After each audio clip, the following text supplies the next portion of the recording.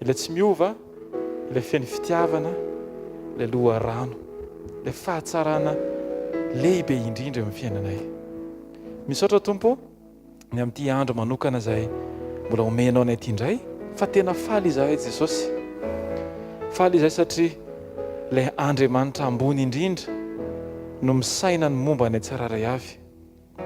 Tsy olombelona no mikajikajy ny fiainanay, fa ianao Andriamanitra no efa mandamina sy mandahatra, manitsy, manangana, manarina ihany koa Andriamanitra ny fiainanay tsiraray avy. Misaotra Andriamanitra satria nandritra ny herinandro iny tsy voatery takatry ny fisainanay sy ny fahaizanay, ary ny tena marina dia izao, tombony anay ny tsy fahaizana, satria ao anatin'ny tsy fahaizanay dia hitombo ny fiankinana. Misaotra Jesosy fa betsaka ny zavatra ataonao tsy hainay, fa ny zavatra andrasanao aminay tsinona dia izahay mazoto miankina sy mitodika manontany any aminao foana. Misaotra Andriamanitra ny amin'ny zavatra rehetra. Raha izao tontolo izao dia mahita ho faty antoka amin'ny fiainanay, fa izahay kosa dia mahita fa tombony Andriamanitra ny fanananay anao isan'andro.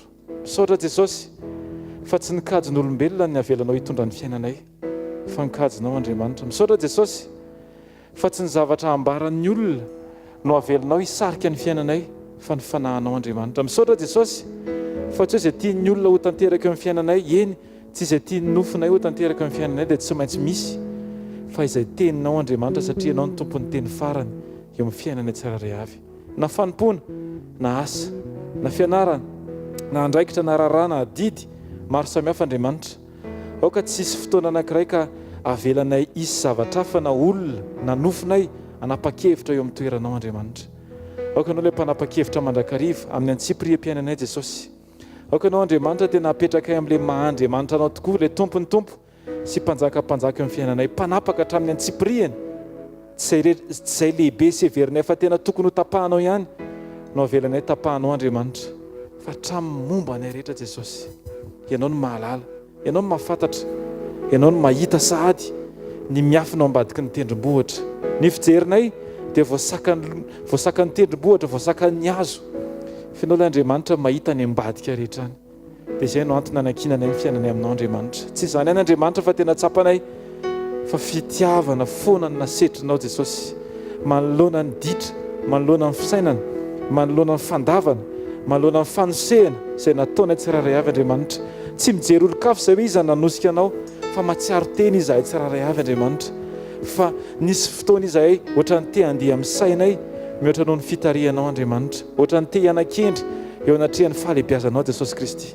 Fa androany Andriamanitra dia hamafisina indray androany oren'ny tany, oren'izao tontolo izao, fa ianao ny mpitarika anay Jesosy, ianao ny ivo ny fiainanay Jesosy, ianao ny miazona anay tsiraray avy Andriamanitra. Ny fonay dia atolotra eo anao Andriamanitra, aoka ianao ahazo toerana feno tanteraka ao anatin'ny fony tsiraray avy, aoka tsy isy zavatra anelingelina ny fonay Andriamanitra. Aoka Jesosy Kristy, ianao no hitoetra mandrakizay ao amin'ny fiainanay, ao amin'ny fonay, ary izay jerenao Andriamanitra no hatamananay, izay renesinao sy tianao eninay Andriamanitra no aoka tena anintona anay, hisintona anay, ary hiazona ny fahalinanay mandrakariva, ny fahalebiazanao amin'ny fotoana rehetra Jesosy. Tompo, misaotra anao ano ny amin'ny tsiraray avy, ny any tokantrano sy ny tafaraka eto Andriamanitra. Tena misaotra Jesosy, misaotra Tompo, misaotra Andriamanitra, fa tsy hoe mendrika izahay dia ny mena, fa satria ny fitiavanao tsy mahay mijanona raha tsy manome, dia nasehonao izany Andriamanitra. Dia mankasitraka indrindra Jesosy, ilay masina, ilay tsy miova, ilay mandrakizay, ilay mandrakizay. Amen. Daontsika hitehaka ho an'i Jesosy androany. Halleluja, halleluja. Sokafantsika bokintsika amin'ny Salamo fa 4:30 Salamo 136. Halleluja. Andiny voalohany ka hatramin'ny fahaenina amin'ny anaran'i Jesosy. Miderana Jehovah fa tsara izy, fa mandrakizay ny famindram-pony. Miderana Andriamanitra avo indrindra, fa mandrakizay ny famindram-pony. Miderana tompony tompo, fa mandrakizay ny famindram-pony. Fa izy rery no mpanao fagakan-dehibe, fa mandrakizay ny famindram-pony. Izay nanao ny lanitra tamin'ny fahendrena, fa mandrakizay ny famindram-pony. Izay namelatra ny tany ambonin'ny rano, fa mandrakizay ny famindram-pony. Amen. Asandrato ny tananao androany dantsika hivavaka. Aoko feno fiterana sy fisaoran'Andriamanitra ianao, satria tsy tambo isaina tsy voatony ny vava ao anatin'ny 420 ora ny zavatra nataon'Andriamanitra ao amin'ny fiainantsika tsirairay avy. Ny zavatra vitan'Andriamanitra ao anatin'ny 2 minitra dia tsy ampy ny andro anankiray isaoranao an'izay zavatra 2 minitra izay fotsiny. Dia sandrato ny tanao dia teniny Tompo misaotra anao andro any. Misaotra Tompo fa tsy hoe manana soroka afaka mibaby izay rehetra tianao atolotra dia nomenao ilay izy. Fa atao anatin'izany Jesosy dia mbola ianao no niteny hoe makanesa aty amiko. Ianareo izay miasa fatratra sy mavesatra entana, fa vonona ianao ny hanome fitsaharan'Andriamanitra. Ilay ampitsahatra ny ao anatinay Andriamanitra ny mamaiky anao. Ilay hanovany fahatsapanay Jesosy ny mamaiky anao. Ilay hanovany fijerinay fanaraka amin'ny sitraponao Andriamanitra ny mamaiky anao. Satria ianao dia Andriamanitra tia manovany ao anaty, tia mikasika ny ao anatiny tsirairay avy mba haneo anao Jesosy. Jesosy eo, isaky ny mamaky ny teninao izahay dia aoka ahita ny fiainanao tanteraka eo amin'ny fiainanay Andriamanitra. Isaky ny mamaky ny Galatiana 5:22 izay mikasika ny toetra izay andrasanao Andriamanitra, dia aoka tahaka mijery fitaratra ka mahita ny toetranao tanteraka eo amin'ny fiainanay Jesosy. Aoka tsy ny vokatra ivelany mamaiky anay sy mahatonga anay te hiazakazaka, fa aoka ilay vokatra ao anaty vokatra ny fiovana sy ny fiankinana ary ny fahatokinanao Jesosy Kristy. Dia amin'ity fotoana ity Jesosy, aoka maika izay ny anaiky hovain'ny teninao isan'andro. Hiazakazaka mihitsiny anaiky kasihanao sy hovain'ny teninao amin'ny fotoana rehetra. Anaiky anarin'ny teninao, anaiky obedesin'ny teninao amin'ny fotoana rehetra Jesosy. Amin'ny anaranao Jesosy, asandratro ny tanako ho anao Jesosy androany.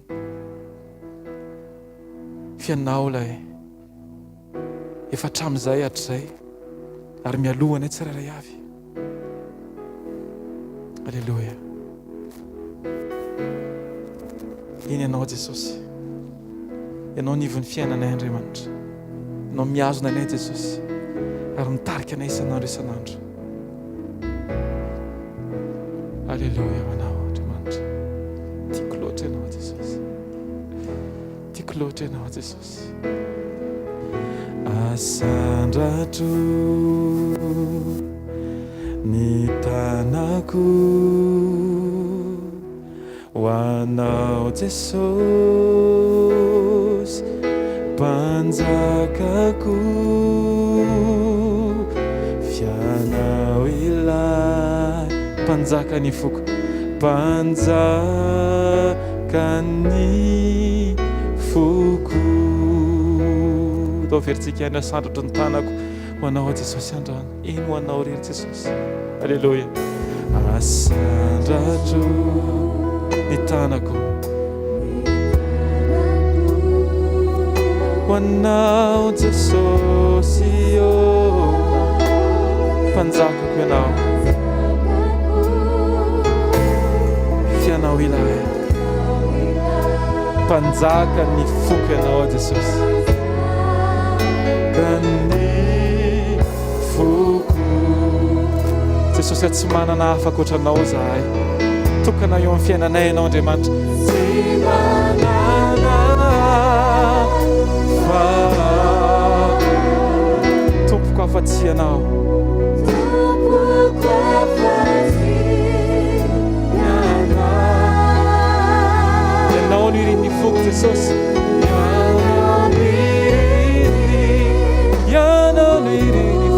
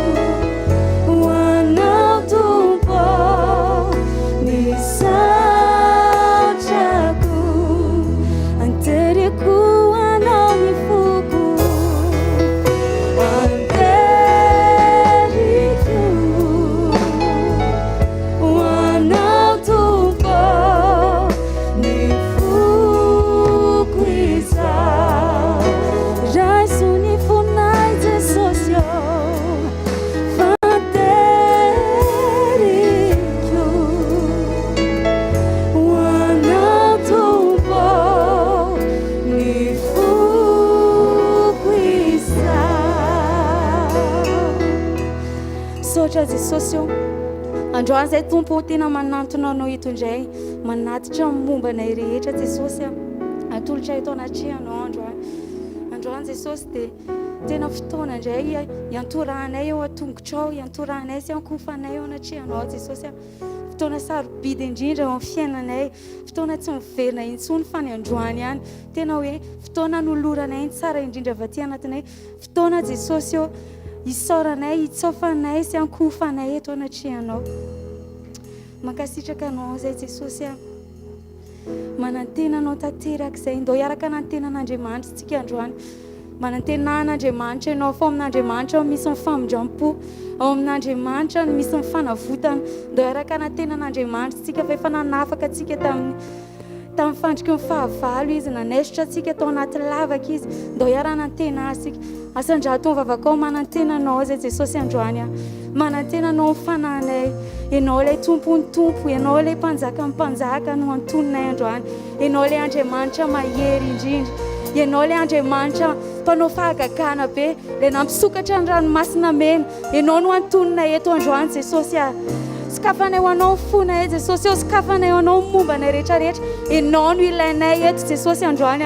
Tena mila anao fonay, mila anao tanteraka izay mombanay rehetra. Mila anao izay ilay Andriamanitra mifamonjenanay, ilainay tanteraka ianao Tompo.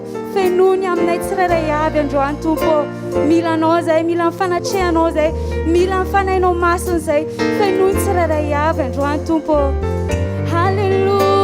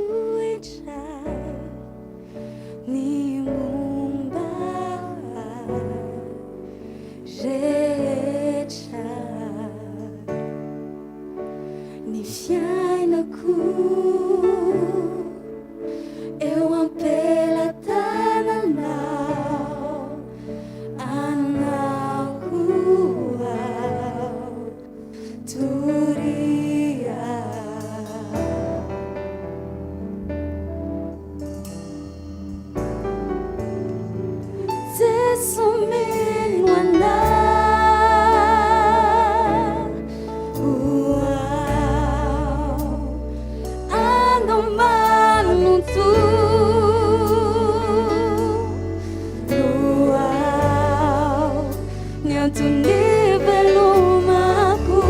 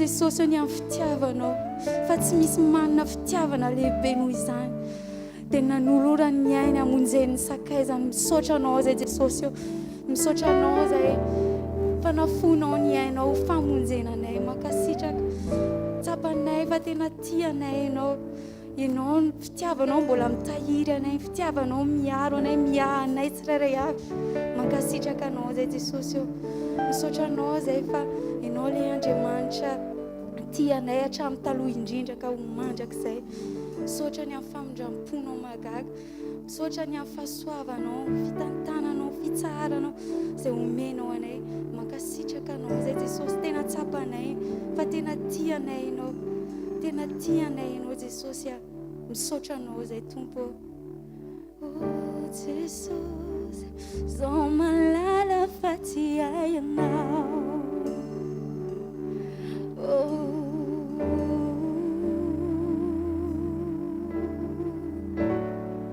zao malala fa ty ianao Jesosy misaotra anao zay antananao mankasitraka Jesosy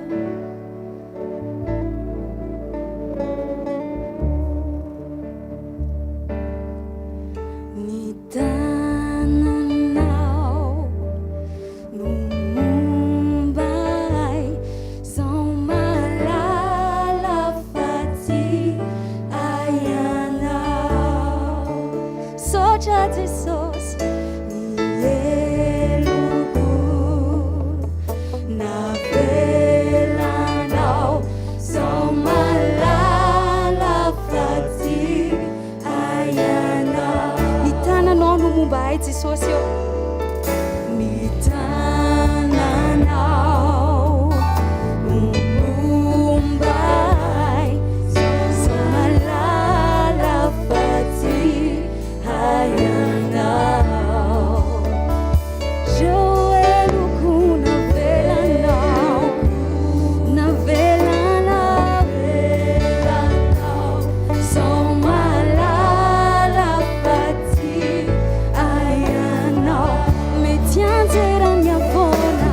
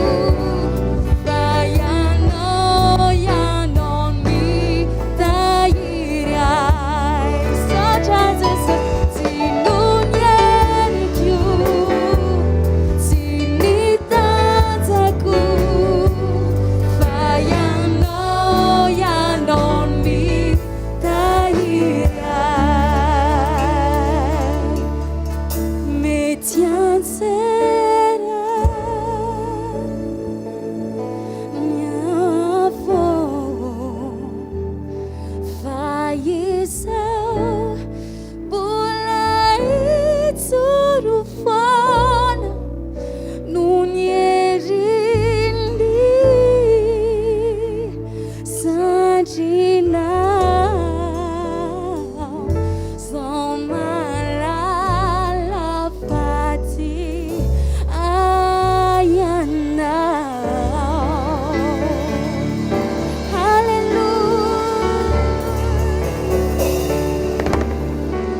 Anao tsika teka mafy aman'i Jesosy a.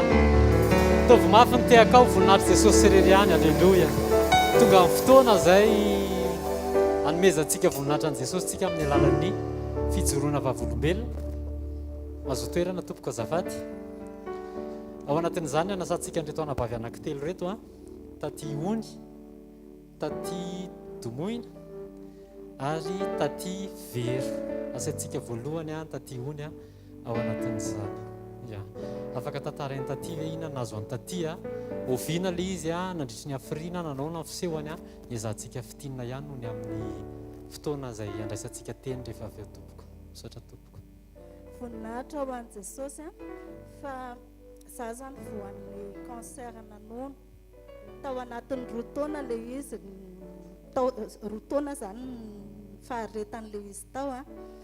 Ohatrany hoe kakeriny biby ny andohany izy io a dia lasa nisy mivonto dia herintaona aloha ohatrany hoe sitrana nisy takopery le izy dia rehefa tonga faharoa taona dia niseho daholo le sina rehetrarehetra cancer mahafeno an'le izy cancer. Ny nanantona mpanompon'Andriamanitra Jesosy a niteny tamin'ny alalan'ny mpanompony fa tsy mampaninona anao io izy. Dia nitazomiko ny teny a tena hoe tao anatiko tena tsy miprononce tsy niteny tamin'izy mihitsiny hoe cancer zany tsy nanonona an'izany ny vavako raha tsy zao efa sitrana zao vao nanonona an'izany hoe cancer le izy. Ny tao an-tokantrano ihany nahafantatra le izy ny vady aman-janako fa tsy niteny tamin'ny olona mihitsy satria fantatro raha vao miteny amin'ny olona dia teren'ny fianakaviana tsy maintsy anatona dokotera. Tsy hoe tsy ilaina ny dokotera fa tena hoe le fijoroana tao anaty hoe Jesosy efa niteny fa manasitrana izy ny zavatra misy a le izy marary a dia misy fotoana tena hoe mivoakanana be dia be dia mifanohatra amin'ilay zavatra inonao ny zavatra misy fa nitazoma foana le ten'Andriamanitra hoe hositrany Jesosy ianao dia tena hoe tsy nierikerika mihitsy tao anatin'izay a dia voninahitra ho an'i Jesosy fa tena maina tanteraka le izy a dia cicatrice sisany eo amin'le izy eo amin'izao. Tena hoe azon'i Jesosy natao koa na mahafaly izy tonga dia tsy cicatrice fa hitako hoe napetrany teo le izy ho fampatsiarovana mandrakariva hoe ninona zavatra mandalo io ara sitrany Jesosy maika fa ianao raha misy zavatra mahazo anao dia joroa fa hain'i Jesosy ny zavatra rehetra. Alleluia. Mitiafa mafy ho an'i Jesosy. Alleluia. Taty Domoina androso tompoka azafady. Alleluia. Raha vitan'i Jesosy ny nanala ny cancer ny ianao vita an'i Jesosy koa. Amen. Voninahitra ho an'Andriamanitra reka nijoroako vavolombelona tamin'ny herin'ny androany ahako raha tonga tety tena hoe vizana be mihitsy. Ohatrany hoe nandritry ny herinandro aho zany nisy zavatra nataoko be dia be dia vizana be mihitsy ny ahako ny Zomà fa ny nandeha nody mbola vizana be fa ny tamin'ny fiderana ny asabotsy dia tena hoe tsisy tony le izy. Alleluia. Andao tsika teka mafy ho an'i Jesosy. Alleluia. Fijoroana vavolombelona manaraka ny taty Vero. Alleluia. Tsy tany amin'ny testameta tany amin'ny andron'i Jesosy fa 2021 tsika izao. 2022. Voninahitra ho an'i Jesosy ny joroako eto fa talohan'ny Desambra ny fadom-bolako zany mandeha dia mijanona dia nanomboka tamin'ny Desambra nanomboka voalohan'ny Desambra ka hatramin'ny farany tsy nijanona dia janvier manontolo tsy nijanona dia sady le izy tena hoe nanaitra sady nampatahotra satria tena be dia be mihitsy le mandeha dia misy zavatra ohatrany hoe zordira zany ny filaza anazy nandeha mivoaka tao daholo dia za nefany sady natanjaka tsara tonga foana mamonjy fotoana tsy naninona mihitsy zany fa raha le hoe 2 volana tsy nijanona le fahadom-bolana tokony fotsatsatra tokony kely ny ena fa tena hoe nomen'Andriamanitra tanjaka foana zany nandeha dia tao anatin'izay 2 volana izay misy nitahotra eny tsefatsefany eny zany natahotra satria be loatra le izy dia tonga tato anatiko le teny hoe ao anaty baiboly hoe le vehivavy nitsidra nandritry ny 12 taona dia izy hoe iny raha 12 taona vitan'i Jesosy ny anahy mbola vao 2 volana mahery andray 2 volana hain Jesosy ny manasitrana an'io. Alleluia. Voninahitra ho an Jesosy fa tapa-bolana mahery zay le izy no nijanona. Alleluia. Dia za tena tsy nisaina mihitsy hoe ho any amin'ny dokotera fa tena hoe Jesosy. Dia rehefa nijanona le izy zay vao nanantona mpitsapy dia nanontany inona hoa le misy zavatra mivoaka ohatr'izao dia ohatry hoe nazavaiko anazy dia fibrome zany ozy izy fa tena hoe Jesosy no nanala an'le izy tao. Dia raha na le izy tsinona raha hoe natambatra le zavatra be mivoaka tsy mitantaran'le raha fa le zavatra be tena efa tapaky ny siongama fitambarana dia zay nazavain'le dokotera fa tena hoe Jesosy no nanasitrana anahy voninahitra ho an Jesosy. Jesosy. Tehaka mafy ho an Jesosy, ho an Jesosy rery ihany ny voninahitra. Alleluia. Sady asaintsika mpanompon'Andriamanitra hitondra antsika eo amin'ny teny tompoko.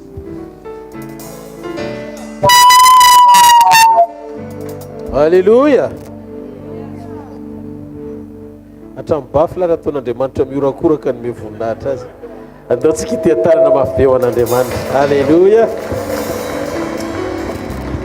Ahofafainy amin'ny lanitra ny tananao dia andaontsika hisaotra an'Andriamanitra mifotsika manontolo makasitrahany mpanjaka sy tompon'ny tompo. Aoka ny fonao hisokatra ho an'ny mpanao anao. Aoka ny fanahintsika rehetra iravoravo fa velona eo amin'ny fiainantsika ilay tokana tsy hitany masosika fa miaraka amintsika isan'andro mikasika ny fiainam-panahintsika izy manovany ao anatintsika izy mikasika ny fihetsem-pontsika izy ary indrindrindra mahasoa ny tenantsika ihany koa. Ianao le fahafenona ndraindray ny nofo rehetra Jesosy ary izay manam-pofinaina rehetra tsy maintsy koa kakasitraka sain'ny voninahitra ny anaranao fa mendrika mandrakizay ianao ilay mpanjaka ny mpanjaka sy tompon'ny tompo. Anao zao fotoana androany arivo zao aoka izay rehetra nona sy mangetaeta ny fahamarinana amin'ny titakarivo ity hovokisanao zava-tsoa sy matavy eto amin'ny fanatrehanao izy dia mitenena aminay mititakarivo ity tompo famieno anao zay amin'ny anara maheriny Jesosy Kristy avy any Nazareta. Amen. Alohan'ny ipetranao misy zavatra kely tiako ampatsahivina anao. Matetika tsika no mavoantsika eo amin'ny fiainana dia fatra-pamaritra mieloza zavatra ho ataon'Andriamanitra amin'ny fiainantsika. Tonambavaka tsika dia miteny hoe tompo tia ataovy, tia ny tiako hitranga, tia ny tiako hiseho. Fa ny tena fahendrena ny fisokafan'ny fotsika mahay mametraka eo ampelantanan'Andriamanitra ny zavatra rehetra. Za teteny aminao fa tsy nihera tamin'ny Adama izy hoe amboatra any Eva hoe miomany ianao farapitso izy vady omeko anao fa nasondry tory any Eva Adama fotsiny izy dia nanao opération akantolatehezany. I Adama tsy nafantatra ny surprise omanin'Andriamanitra ho azy fa nanaiko volavolaina teo ampelantanany fotsiny. Tonga Eva vao nitanaky Adama hoe tolana avy amin'ny tolako ity sy nofo avy amin'ny nofoko. Rehefa ampelantanan'Andriamanitra ny fiainanao ka manaiko volavolainy te hiteny aminao fa tsy voatery ho takatry ny sainao ny zavatra omanin'Andriamanitra fa amin'ny fotoana anatanterahany an'ilay izy hitapombavy ianao dia hiteny hoe velona Jesosy. Alleluia. Zay no masarobidy ny fanananao antoka ny fomba an'Andriamanitra anao mihoatra lavitra no fanantenanao azy anao zavatra eo amin'ny fiainanao. Androany sika anao lira hoe raha momba ianao izy anao atoitra. Alleluia.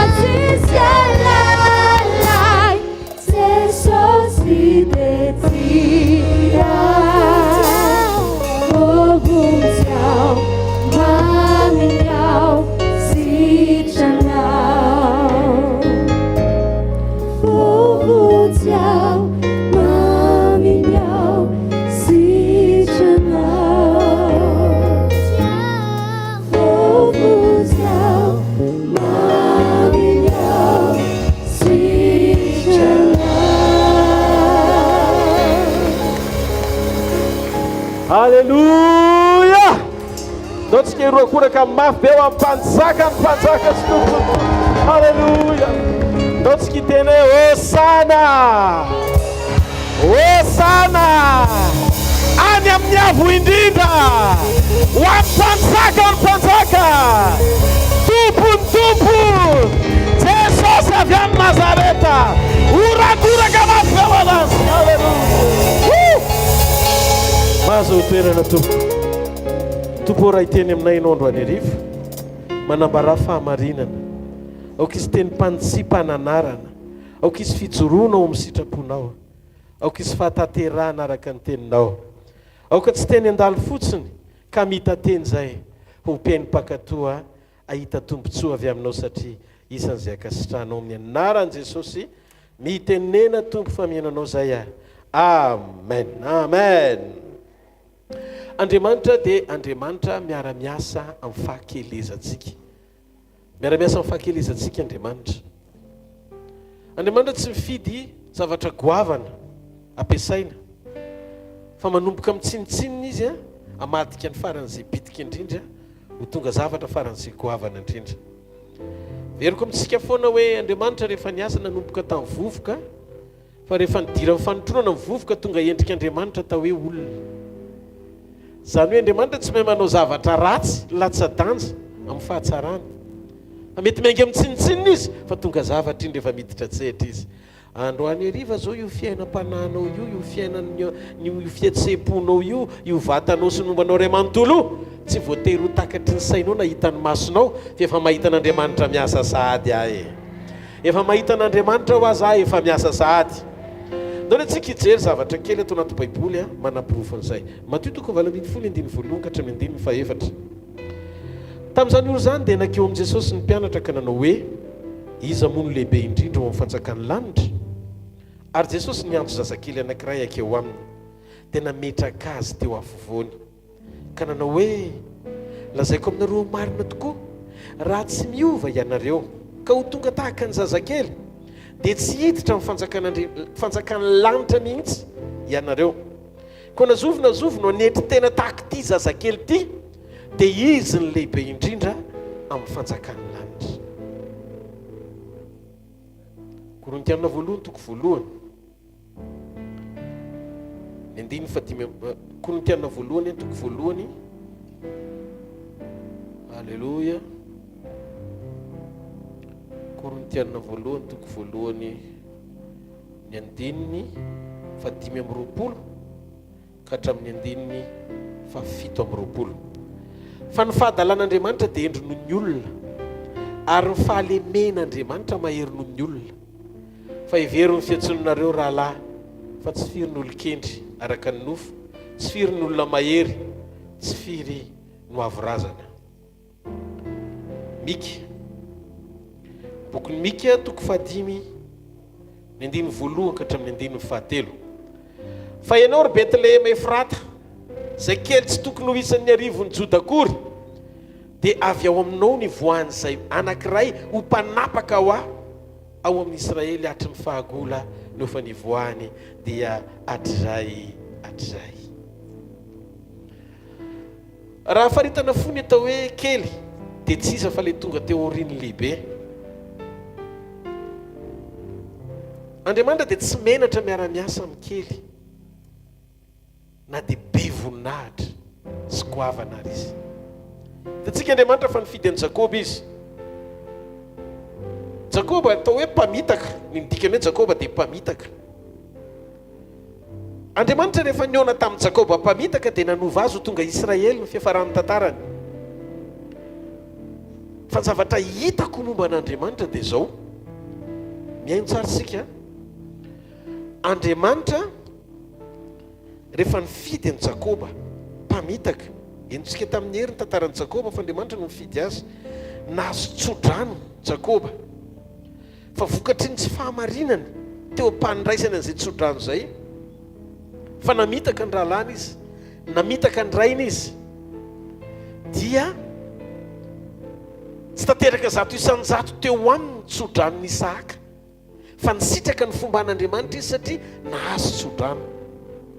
Zay no natonga ny tsodrano Jakoba tsy maintsy naverina indroa, tsy ny an'i Isaka ihany, fa tsy maintsy niona tamin'ilay anjely mifampitolona taminy izy mandra-paraina ny andro, mba handray tsodrano hoe tsy avelako ianao raha tsy mitaha.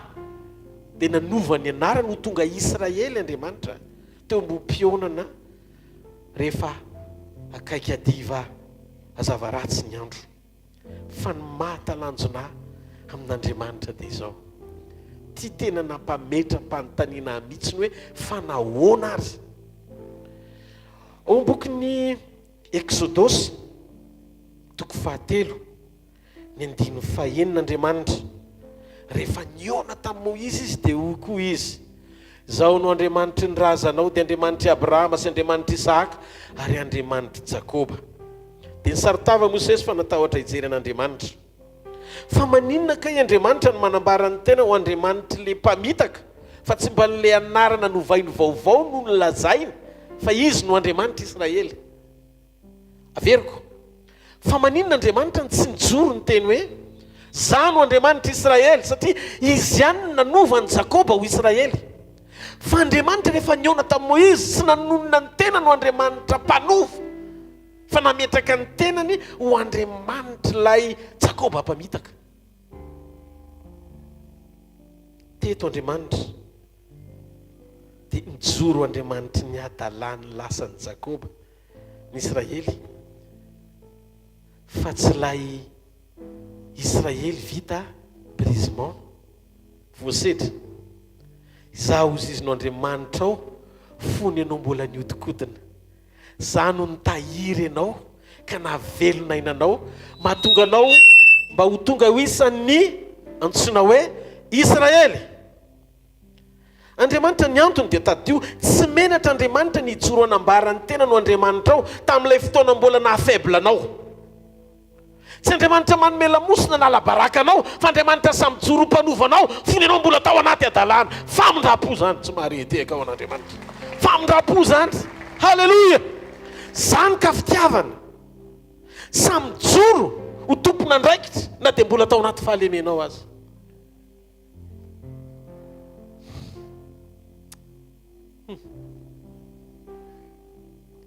ray mijoro ty ianao izy. Eny fa na tamin'ny fotoana mbola nanisony hafanao azy, tamin'ny fotoana mbola nahadalanao azy, tany aloha dia mbola mitoetra ho ray mijoro foana izy. Tianeo fa sady tianao no miaraka aminao, miandany aminao, manapaharetana ny aminao, mandra-pahanovany ianao. Andaontsika ity tanana mafy be ho an'izany Andriamanitra zany. Halleluja, halleluja. Te hiteny Andriamanitra eto hoe fa na dia ratsy azy ianao, mbola tsy tanteraka tamin'ireny fotoana ireny, dia mbola Andriamanitra ao ihany. Matsiaro ny teny apôstôly Paoly hoe fafony mbola mpanotsika dia efa maty hamonjy antsika Kristy. Tanteraka foana no Andriamanitra ao azy, na dia voafetra sy tsy mahay ninina azy ianao, dia mbola Andriamanitra ao ihany izy. Tsy menatra izy ny antsoina hoe Andriamanitra Rodolphe, ataovy eo koa ny anaranao amin'izao etanao zao, dia mbola mijoro Andriamanitra hoe sanao Andriamanika. Ny antony, ny Andriamanitra izay ivavahanao dia Andriamanitra mahavita, manadio, mampanjavona ny fahadisoanao toy ny tsy nisy amin'ny fotoana iverenanao aminy. Zay ny mahatonga ny Jeremia 3:7, Baiboly dia milaza fa fitiavana mandrakizay ny tiavako anao. Dikany hoe fitiavana mandrakizay nanomboka tamin'ny fotoana ny alohan'ny nahariana ny zavatra rehetra, mandra-pahatonga ny amin'ny fotoana efarany zavatra rehetra, tsy miova ny fitiavako anao. Fa zay ozy izy mahatonga nampaharitra ny famindram-poko, nampaharitra famindram-po izy, satria raha misy ny anankiray miharitra ny fahadisoanao sy ny fahadalanao ary manantena ny fiovanao, tsy ny ray aman-dreninao, tsy ny mpiray tam-po aminao, tsy ny manodidina anao, tokana ihany mavita an'izany Jesosy Kristy avy any Nazareta. Izy rery manantena anao io eo amin'ny eta misy anao androany io, manantena izy satria izy mialoha amin'ny fotoana iodinanao dia efa mahita ny fihafaranao, zany hoe ny omega anao efa fatany. Halleluja. Nao tsika hijery kely tantara-piainana atao anatin'ny Baiboly, karazan'olona vitsivitsy izay nanantona an'i Jesosy, tena nitady azy tamin'ny fony manontolo sy ny ona taminy. Ny ilainao eo amin'ny fiainana dia tsy ny isaina ny zavatra tsy mety vitanao, tsy ny eritreritra ny lasanao sy ny tsy fahombiazanao, fa ny ilainao eo amin'ny fiainana tena mila miona amin'Andriamanitra ianao. Ny ora sarobidy indrindra amin'ny fiarahana amin'Andriamanitra dia ilay fotoana anankiray tena nahatsapahanao fa niona tamin'Andriamanitra ianao ary niova tanteraka ianao. Tsy ny lasanao sy ny passé anao no hijerevan'Andriamanitra anao, fa Andriamanitra manapaharetana mijery no avinao miaraka aminy. Andriamanitra mitodika any amin'ny hoavy ary mahita fahalebiazana ho anao izy. Miangavy ianao aza manompo miaraka amin'Andriamanitra voagejany lasa zany. Fitsoro ny lasa rehetra mandro fa le mpamindra fo efa nampanantena, fa mety ho kely sy bitika ny fiandohanao miaraka aminy, fa ho lehibe indrindra ny fihafaranao rehefa eo izy. Amen. Mahafantatra reo ve rehefa tena miona amin'Andriamanitra ny olona anankiray ka mampiasa ny fony? Le vehivavy narary ny sidrana ndritra ny 12 taona, Marka 5:5-20 ka 5:7 nandany ny fananany tamin'ny mpanao fanafoty maro, ny sainana kapo hoe naikasika ny sombotra viavina akanjony fotsiny aza dia ho sitrany. Tsy teny aloha akory mba ho hitan'ny masony fa taoriny ny fandray am-pinoana tamin'ilay kasika izay efa nomaniny tao am-pony amin'ny marina ny fangirifiriny. Raha teo amin'ny lalàn'i Jesosy dia tsy fanaony nataon'ilay ramatoa satria maloto izy. Dikan'izay izay mifampikasoko aminy dia maloto miaraka aminy. Fa ny zavatra nitranga dia teto ny fanina tamin'ilay tompony fahadiovana izy sady tsisy petonota dia ny findran'ilay fahatsarana satria nisy kasika mpinoana tao feno etaeta ny ifandray tamin'Andriamanitra. Ny zavatra ilainao eo amin'ny fiainana dia kasika anankiray ampinoana misy ifandraisany, averiko, misy ifandraisany amin'ilay etaeta vonona ao anatinao ny ifandray amin'Andriamanitra sy ombona aminy. Tadio ty famarinana ity. Raha ny tokony ho izy satria izay ny lalàna. Izay kasihan'ity vehivavy ity dia maloto daholo, dia tokony Jesosy zany no maloto voalohany. Fa ny nahavariana tany amin'ny tsy tokony ho kasihana ny kasihan'ilay loto dia lasa nadio izy. Zany hoe raha tokony hamindra ny aretina lasa le fanasitranana ny namindra. Zay no mahatonga ny abokana koa mamindra, zay no mahatonga ny zareo tokamonina any aiza moa le toerana misy ny de Manakavaly any Manakavaly no tokamonina miboka eto Madagasikara, dia any Jerosalema koa sy ny any amin'ny tany Israely koa misy toerana natokana manokana ho amin'ny boka mitovy amin'ny Manakavaly. Fa le boka tsy nanaiky hipetraka any fa salobona akanjo be tsisy ahafantarana azy izy satria mbola tsy rimbona amin'ny olony, dia niantsoantso izy mba tsy hahitan'ny olona azy nefa ny tanany efa mondry. Jesosy avy any Nazareto mamindrafo aminay. Jesosy ny ampitoriana teny any ambony tendrombohitra, ny olona mihaino azy. Le boka kay tsy lavitra fa niaraka teo amin'ny olona teo. Raha ny tokony isika fantatry ny olona zany dia efa miomana hoe alevimbelona satria ho toram-bato. Saingy izao ny zavatra nitrangy, tsisy nahalala izy teo. Ary rehefa tsisy nahalala izy satria tsy niteniteny, dia tonga teo amin'ny fanatrehan'Andriamanitra izy niaraka amin'ny abokany mba hadio. Ny ilainy tsy ankalaza ny abokany amin'ny olona hoe zany boka efa raha vao fantatry ny olona zay elan'ny olona sady torahany vato. Fa nandeha mangingina izy ohatra ny vavolombelon'ny taty hony, tsisy nizarany an'ilay izy fa izy menakavy tao an-trano ihany zay tokony hitondra mibavaka azy. Taorian'ny fotoana nandraisan'ny tenin'Andriamanitra, nitehiriziny taona izy nandritry ny 2 taona, nihainy tenin'Andriamanitra izy nampiorona ny finoany satria fantany fa ny olona raha vao ihany dia prisika azy ho any amin'ny dokotera, nefa ny dokotera tsy ahasitra anazy akory, cancer ny resantsika. Fa zavatra nafinaritra dia zao ohatray koa le boka, fa rehefa niandro ny famondrapon'Andriamanitra izy nikasihan'i Jesosy raha tokony Jesosy ny aloto izy ny findran'le fahadiovana tanteraka amin'ny fanasitrana anazy. Ka androany arivo zay malotoloto tonga eto adalanao ny tonga eto fa tratra ny fanontranao mody madio daholo mody any an-trano tsy mahareteka ho an'Andriamanitra. Ny fotoana androany arivo tsy fotoana hivazivazitsika fa fotoana hifankahitantsika amin'ny fanatrehan'Andriamanitra. Mila manomana ny fonao ianao eona amin'Andriamanitra. Zany mahatonga andro Mosesy olona efa nampiasaina tamin'ny dingana ngeza be tamin'ny fanompony an'Andriamanitra. Fa ranomasina mena ny sokatra hitany, ny loza folo tany Egipta naseho hatramina lokony rano lokona mena. Io raha tonga zany dia tena milala momba ny rano mihitsy izy. Zarany roa ny rano, ny lokony coloriage nataony, zarany roa ndray rehefa avy eo, ny kapoha ndray ny vatolampy mivoaka rano, milala ho rano, zay karazana miracle amin'ny rano. Dia tsisy hevitra fa any Mosesy daholo ny brevet sy ny karazana diplôma rehetrarehetra any daholo. Fa ny zavatra nahavariana reny Mosesy hoe tsinitsinina ny fomba ny nampiasan'Andriamanitra azy raha oharina amin'ny fahatsapan'ny Mosesy ny alehibe ny fanatrehan'Andriamanitra zay tena tokony hiaraka aminy. Hitantsika amin'izany bokin'ny Exodosy 3:3. Exodosy 3:3. Alleluia. Ny andininy fa 5:20 fotsiny ratsika fa hoy Mosesy taminy raha tsy andeha ny tavanao dia aza mitondra na hiakatra hiala ty. Dika zay tehiteny Mosesy hoe otrony zay fa rehefa tsy hanotrony ianao dia aloha zay hijanona. Alleluia. Mametraka Moïse ny asaribidin'ny fanotronana mihoatra no fampiasana. Nampiasaina mahery vaika be izy tokony hitoky izy amin'ny herin'Andriamanitra fa tsy nety nitoky tamin'ny herin'Andriamanitra izy fa nitoky tamin'Andriamanitra tompony hery izy. Hitanareo rehefa ny fampiasan'Andriamanitra anao ny hitokinao ka zay ny orenan'ny fononao fa mombanao Andriamanitra dia diso ianao satria mety tsy hitandriny ianao amin'ny fijoroana sy fitondran-tena mifanaraka amin'ilay zavatra takin'ilay fanatrehan'Andriamanitra mba hampisosa tsara n'ilay fanotronana. Ny zavatra takin'Andriamanitra amintsika dia fiankinana amin'Andriamanitra tompon'ny hery fa tsy fiankinana amin'ny hery zay ampiasan'Andriamanitra antsika.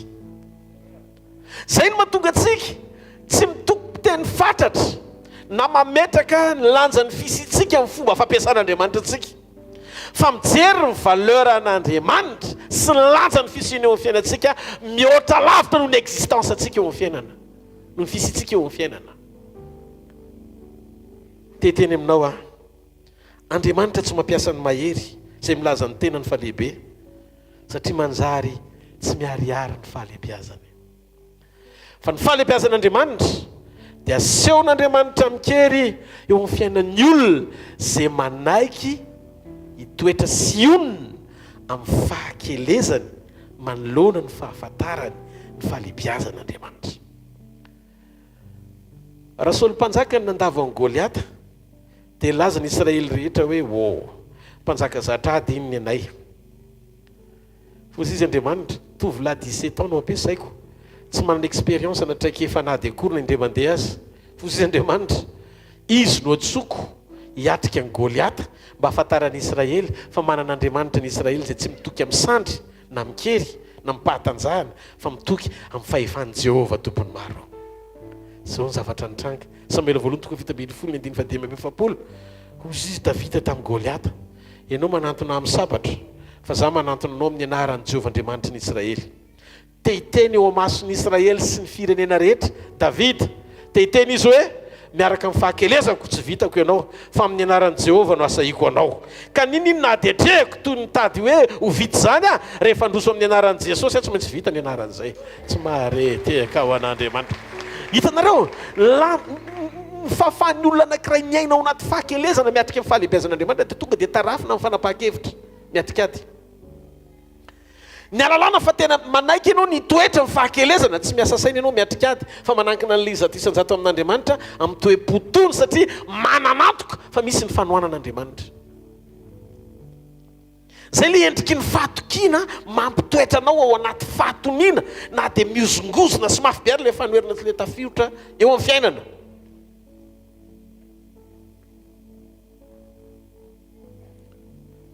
Teto no nahitako fa Andriamanitra dia tia miara-miasa amin'ny fahakelezanao. Tsy olona manana traikefa no ilaina fa olona tsy manan-kery tena maneho fiankinana tanteraka aminy. Mampiasa ny fahakelezanao anehoana ny voninany Andriamanitra. Fa izaka iny kely indrindra tao an-trano Mosesy, Miriam, Masa, Arona. Tao ohatran'ny Mosesy ny kely indrindra fa le kely indrindra no nampiasain'Andriamanitra ho libérateur, mpanafaka, fa tsy le zoky anankiroa zay efa ela teo amin'ny Israely fa le faralahy-kely nailika kanefa natsangan'Andriamanitra ho mpitarika sy ho andrarezina ny fanjakany amoakan'ny olony tao anatin'ny fanandevozana. Toerana tsara siriny maro ny mpitarika. Misy prinsipa mihitsy ny anarana mba tonga anao leader tsara eto ambonin'ny tany. Fa hafa sy miavaka ihany ny fahasoavan'Andriamanitra rehefa miditra tsetra mpiavaka ny olona amin'ny toe-po mety aminy. Toe-po mety amin'Andriamanitra ny fahakelezanao ny tiano ampiasaina.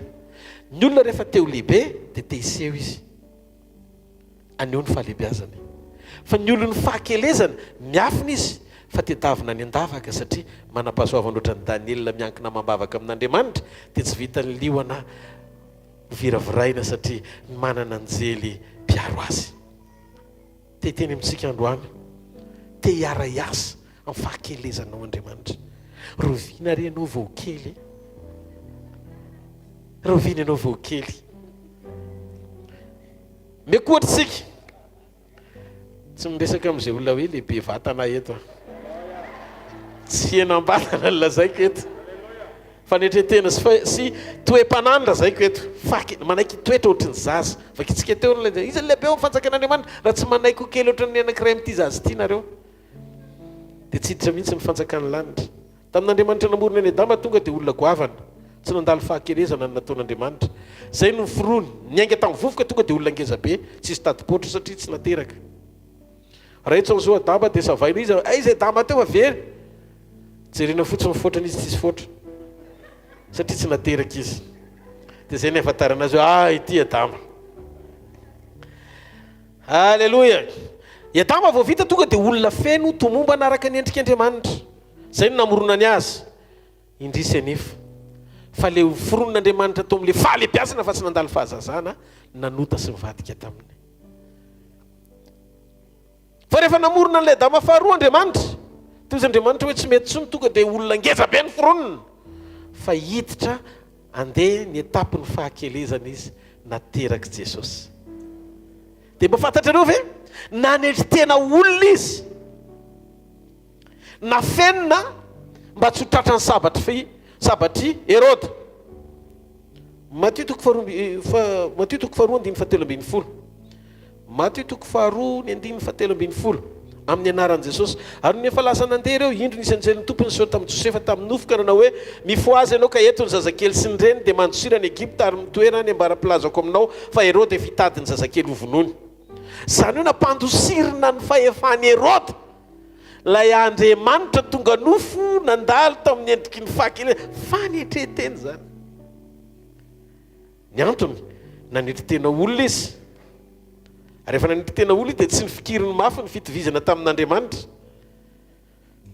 Zay mivoalaza ny boky ny Filipianina. Jereo kely ny Filipianina toko 2 manomboka amin'ny 5 amin'ny anaran'i Jesosy.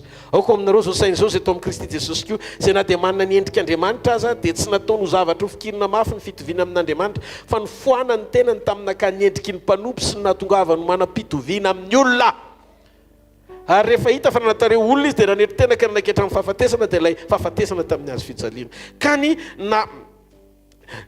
zavatra anankiray tena tian'Andriamanitra ho tonga eo amin'ny fiainantsika dia zao, lay endrika ahafahan'Andriamanitra mampiasa antsika ao anatin'ilay toe-panahy mifanaraka amin'ny zavatra andrasan'Andriamanitra amintsika. Izy Andriamanitra aminao zany androany hoe aleoko izy izy miainga amin'ny olona kely, fa zay goavana nataoko voalohany raha tsy fehefara. Noho izany nanomboka tamin'ny kely tamin'ny fahatongavako nofo tamin'ny alalan'i Jesosy Kristy, dia jereo fa le kely tonga teto ambonin'ny tany hamonjy an'izao tontolo izao nandalo ny etapy ny fahakelezana hatrany am-boaka nateraka, dia zao tsy nanota mihitsy izy satria nahoana teo amin'ilay dingana ny lan'Andriamanitra azy no fanapa-kevitra sy fahendrenany raisiny. Hoy Andriamanitra ray hoe aleo manomboka mamorona dama faharoa kely satria mety ny miara-miasa amin'ny kely mandrakariva. Inoko zany no antony tonga an'Andriamanitra nampitaraboka ny ngeza mba novan'ireny olon'ireny ho tonga kely. Zay le antony fanoherana indraindray. Andriamanitra manohitra mpiavonavina fa manome fahasoavana ho amin'ny manetritena. Dia io Jesosy raha tsy manetritena ohatran'ny zasitsika dia tsy hiditry ny fanjakan'Andriamanitra. Zany hoe le fahalebiazana miafina ao ambadiky ny fahakelezana. Ny fanekena ho kely ao anatren'Andriamanitra, iaina ny fanetretena amin'ny fahanginana, itsoro amin'ny sitrapon'Andriamanitra isan'andro, manetritena, tsy sasa manota. Rendretrarehetrareny le fahendrena ilain'Andriamanitra hoe tena miankina amiko izy, mametraka ny fisiko izy eo amin'ny fiainany ho ilay manam-pahefana anitsy sy hanefy azy sy hampiorina azy. Mba fantatrareo ve fa tamin'ny Saoly mbola tsy apôstôly, natao hoe Paoly ny anarany, dia nanam-pahefana izy ary tena lehibe satria fariseo. Ary rehefa nomena fahefana izy andeha nienjika ny kristianina, soavaly ny tengenany, ary rehefa mandalo izy miororo ny kristiana satria mandalo ny lehibe. Fosy Jesosy tsy maintsy mihitsana miala eo amin'ny fahalebiazana aloha ianao mba ho averina depara vaovao ao anaty fahakelezana vao afaky ny ho tonga lehibe atao amin'ny fanjakan'Andriamanitra. Le fahalebiazana tsy Paoly no niteny hoe za mpanompon'Andriamanitra lehibe, fa Andriamanitra no miteny hoe lehibe Paoly.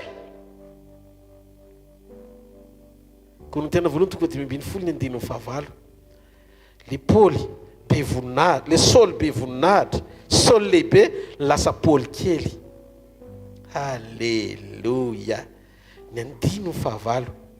Ary faran'izy rehetra izao zay tsy tonga volana aza dia mba nisehony koa. Zany hoe fa izao dia ambany indrindra amin'ny 9:7 amin'ny apôstôly, ka tsy mendrika atao hoe apôstôly satria efa nanenjika ny fiangonan'Andriamanitra. Jenareo ne na ny langazy sy ny fomba fitenin'ity Paoly ity niovy, tsy nirehirehitsony izy hoe manam-pahalalana toy ny teo aloha, fa rehefa nadarapoko ny tompoka jamba amin'ny masony, olona no nitarika azy any amin'izay ty tokony andehanany amin'izay. Zany hoe rehefa jamba amin'ny masony tonga dia foana daholo na fahalalana na fahendrena, raha vo io masony io fotsiny eny mipotika jamba tonga dia miova daholo ny ao anatin'ny saina eo, fa mahatonga anao mbola mirehireo mbola mana maso mahita.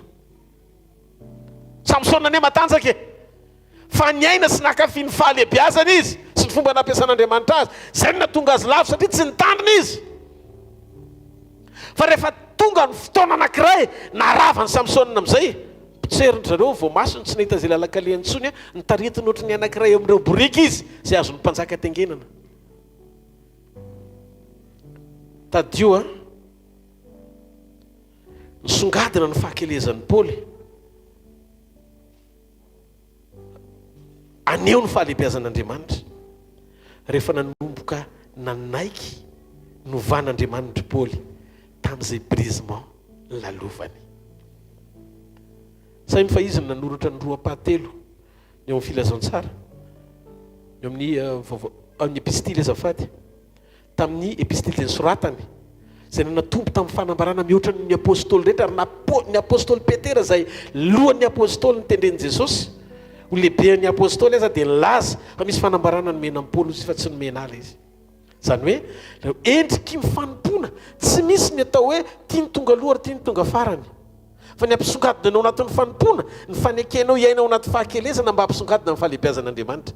Tsy vanim-potoana ny ampiavaka ny olona fa toe-po sy fanapahakevitra mendrika ara-potoana hifanaraka amin'ny sitrapon'Andriamanitra.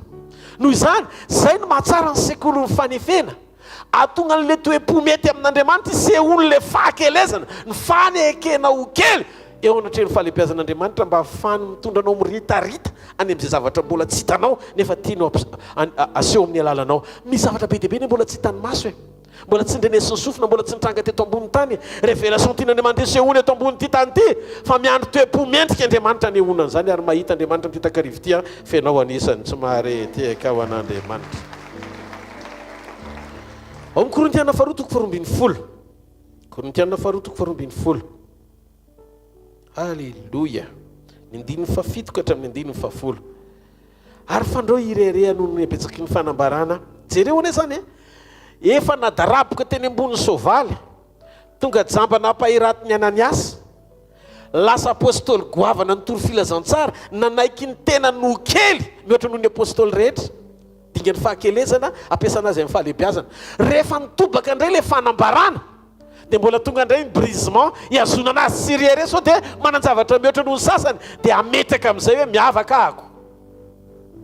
Hita mareo Andriamanitra zany tsy fahavalony fandrosoanao izy fa te amboatra ny toe-ponao izy mba ho tonga toe-po fanaraka amin'izay ilainy satria Andriamanitra te aneo ny fahalehibiazany miafinao ambadiky ny fanekenao a hitoetra ho kely mandrakariva. Andao ny hojerentsika kely ozy izy ndrao irearea no ny abetsaky ny fanambarana dia nasiana tsilo amin'ny nofoko dia iraka satana mely hafa ndrao irearea zany nangatahako io telo tao amin'ny tompo mba hialany zany amiko nefa ho izy tamiko ampanao ny fahasoavako fa nyheriko dia tanterahana amin'ny fahalemena ko maika sitrako ny irearea amin'ny fahalemeko mba hitoeran'ny herin'Andriamanitra ato amiko, herin'i Kristy ato amiko. Inona ny tiany apôstôly Paoly a holazainy mahazo aina misokatra ny herin'Andriamanitra sy ny fahasoavany rehefa manaiky sika alemy fanahy miankina amin'Andriamanitra tanteraka. Ary azadiny fa Saoly goavana nazeran'Andriamanitra ho tonga Paoly bitika niova fo tia miaraka amin'ny kely Andriamanitra.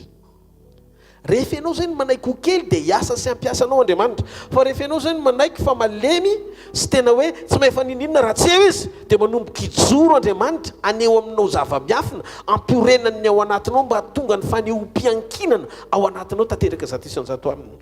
Ary rehefa zay ny zavatra mitranga dia tonga dia hita fa mianteraka sy miantoraka tanteraka aminy ianao tsy miankina amin'ny zavatra hafa-tsony afa-tsy amin'Andriamanitra rehetra. Mika toko fadimy vakitsika teo jereo fatao amin'ny tanàna kely anankiray izay tsy fanta-daza na voatery hoe ho fantatry ny olona ny mpamonjy tsy maintsy teraka. Tao amin'ny tany Joda dia nisy tanàna maromaro ary misy ny tanàna goavana ary toe-karena ao anatin'io fa ny tanàna kely ny hipoirana ny mpamonjy zany hoe miainga trano zany ny fomba fisainan'Andriamanitra hoe aloha ato amin'ny tyle fa inona angany zavatra ny Nazareta zany zany tsy malaza akory. Betlehemy zany koa zany tanàna tena tsy dia tena ohatrany hoe makaiza loatra satria bitika sy kely ozy izy miky. Fa inona ny antsoin'Andriamanitra ny Betlehema hoe kely? Da nomboka hatrany amin'ny Josoa toko 5:10 dia nanambara fa efa nisy ny tanàna amin'ny Betlehema ary raha ohatra ka andeha lavidavitra kokoa sika any am-bokin'ny Genesis dia efa misongadina ny fisian'io tanàna io. Betlehema zany any hatrany amin'ny andron'ny Genesis any dia efa voalaza ka tsy miankina amin'ny hoe fahelan'ny tanàna ny mahakely na mahalehibe azy hafahafa. Tsy hoe rehefa taloha be ilay tanàna dia zay no mahalehibe na kely azy, fa misy ifandraisany amin'ny tantara sy ny zava-tsarotra natrehany io tanàna io mahakely azy. Fa hozy izy Andriamanitra na kely azy Betlehema dia manana programa goavana isehonao amin'ny tanàna io aho izy Andriamanitra satria avy ao no hipoiran'ny mpamonjy. Tanàna kely no vidiny satria laza ratso an'Israely no hita ao anatin'ny tantaran'ny Israely. Ny fisiany ty Betlehemy ty jereo kely ny Genesis tonga 2:7. Genesis 7:7 miteny an'izao ny Baiboly. Ary izao raha niala tany Mezopotania dia maty teo anatrehako Rahely tany amin'ny tany Kanana, tany an-dalana rehefa kely foana ny sisa tsy natongavana tao Efrata, ary nandevina azy teo amoron'ny lalana makany Efrata, Betlehem zany. Io 7. Zany hoe tao zany no nandevenana an Rahely. Misy tantara ratsy an Israely zany ny tanàna Betlehema. Teteny aminao aho hoe mety tsy fantatrao zay lasanao tany, mety tsy voatery ho fantatro koa fa ny maha-kristianina anao dia tadidio. Rehefa nahafantatra an Jesosy ianao dia tadidio tsisy zavatra ratsy tany amin'ny lasa, ka sain'Andriamanitra vadika ho tonga vavolombelona amin'ny androany amin'ny fiarahanao aminy. Jeremia mpaminany dia niteny ary mahavariana. Jeremia mpaminany dia niteny. Jeremia 7:30 ny 5:10. Kozy izy zao no lazain'i Jehovah: misy feo re tao Rama, dia fidradradradrana sy fitomanina fatratra. Rahely ny tomaniny zanany ary tsy azo nampionono izy noho ny amin'ny zanany satria lany ritry reny. Efa nampahitana an Jeremia ny fandringanana hatrany Rama nampitomany an Rahely. Fa nahoana ny Rahely no mitomany fa tsy Lea, satria ny Jiosy dia tsy nahalala ny vadin'ny patriarika zay nifidiny akoatran'ilay Rahely zay tao anatin'ny vinan'ny Jakoba, fa Labana no nisisika napiditra ny Lea. Dikan'izay Andriamanitra tsy nifidy any Lea fa nifidy an Rahely. Dia matoa ao anatin'ny témoignage na ny fanambarana voasoratra amin'ny Jeremia 7:30 ny fisian'i Rahely ny tomany, dia midika fa ny profesia rehetra amin'ny fataterahana ny programan'i Israely dia nambara amin'ny fanoharana momban-Rahely atao anaty Baiboly. Matio 7:1-4 ozy ny mpianany nanontany: izy ary ny lehibe amin'ny fanjakan'ny lanitra? Jesosy nylaza, nametraka izy ary nakazaza izy nataony teo afovoany. Inona ny dikan'izay le hoe teo afovoany zay? Ny fahakelezana dia atonga anao tsy hametraka sy nendy tena eo amin'ny toerana anankiray, fa Andriamanitra mampiditra anao eo afovoany. Ny eo afovoany toeran'Andriamanitra tsy azo idiran'ny olona.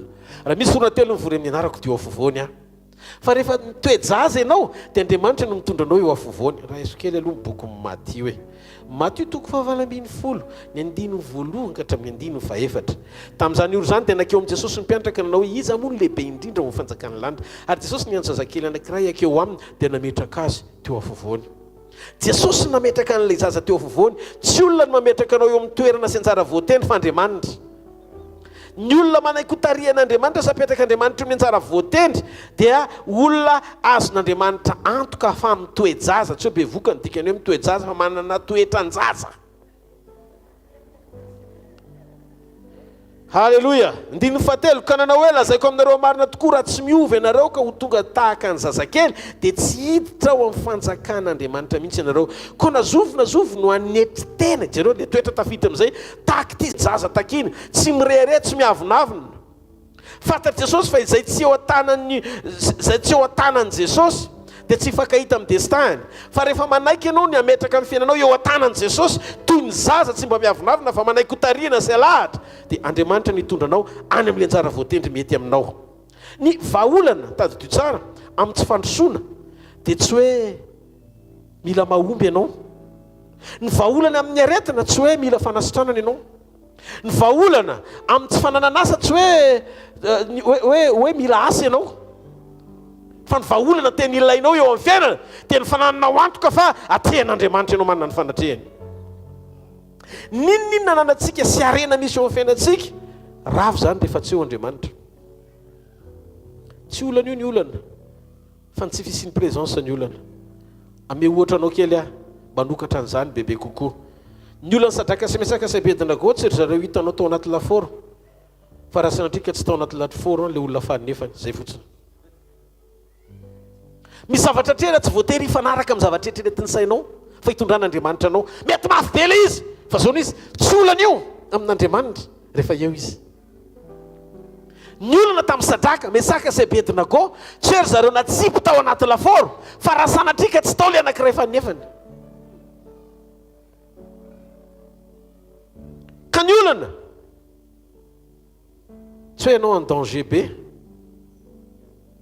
fa le olona fanefany niaraka tamin'ny sadraka sy mesaka ry abedinago raha sanatria tsy eo amin'ny fiainanao.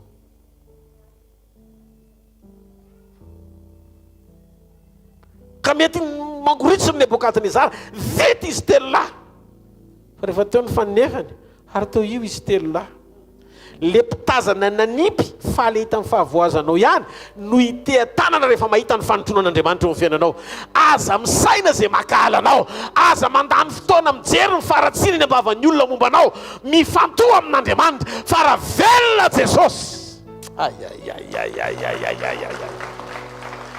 Vita n'Andriamanitra mamadika ny impossible amin'ny possibilité-ny. Alléluia. Za teny amintsika hoe meraha ianao amin'ny fanatrehan'Andriamanitra. Tenenao akaikinao meraha ianao amin'ny fanatrehan'Andriamanitra hoe aza mamotsitra amin'ny fanatrehany zany hoe tsy olana io manjoanao io hoe fa ny olana hoe raha sanatreka tseo izy. Amen. Ozy izy Davida tsy ny lalina mamaky ny losaliko ny fahafatesana no loza fa raha tsy miaraka amiko Andriamanitra dia loza zany. Rehefa tsy misy présence dia KO ny fiainanao, tsisy azo jerena. Raha tsy eo ny tanan'Andriamanitra dia tsy misy azo jerena ny aminao, ataovy azo antoka. Fa rehefa miaraka aminao Andriamanitra ka eo ny tanany tao andamosiny Eli ny azakazaka teo alohan'ny kalesiny aby Eli. Ny vitesin'Andriamanitra zany dia eo amin'ny olona izay manaiky hotohanan'Andriamanitra. Tsy kene tsy tonga ho ampaherezina fotsiny hoe afinaritra be ilay toriteny, fa tsika tonga sy atsangana mba hiaina ny zavatra toriana amin'ilay fahamarinana zarain'Andriamanitra. Rehefa misitraka fanotronana ianao, zavatra be dia be tsy vitanao lasa ataon'Andriamanitra amin'ny fomba tsotra eo amin'ny fiainanao. Ny olona misasatra mandritra ny 100 taona, ianao ampidirin'Andriamanitra amin'ny fomba tsotra ho anatin'ny ray andro. Ka rehefa tratra ny vitesin'Andriamanitra ny olona miaraka aminy satria eo amin'ny tanany izay zavatra mapotika an'izao tontolo izao eo indrin'Andriamanitra ny anavaka anao. Tsy mareteka ho an'Andriamanitra amin'ny lafipiainanao ray manontolo zany. Amen. Aza fata-pametraka ny fonao amin'ny fahatakaranao, fa misokafa bebe kokoa hiankina amin'ny fahatakaran'Andriamanitra. Zavatra reny ny rasan'ny tompo amintsika hanozy sitrany fotsiny, ho tonga olona mety aminy fotsiny ianao. Za tsy miteny andramo ny aza manota, za tsy miteny andramo aza manota fa aza manota mihitsy iny. Raha mbola fantatra hoe tsy azo atao ty dia azo atao.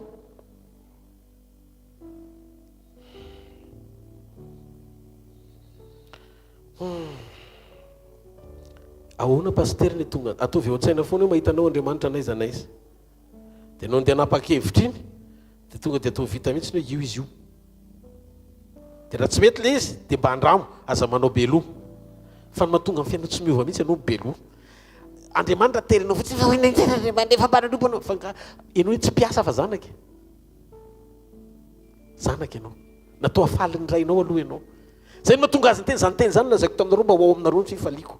Programme ny ten'Andriamanitra apiditra ny fifalian'Andriamanitra ao anatinao aloha fa tsy natateraka ny fifalianao aloha. Ka ny prioritaire ny fifalian'Andriamanitra fa tsy ny fifalianao.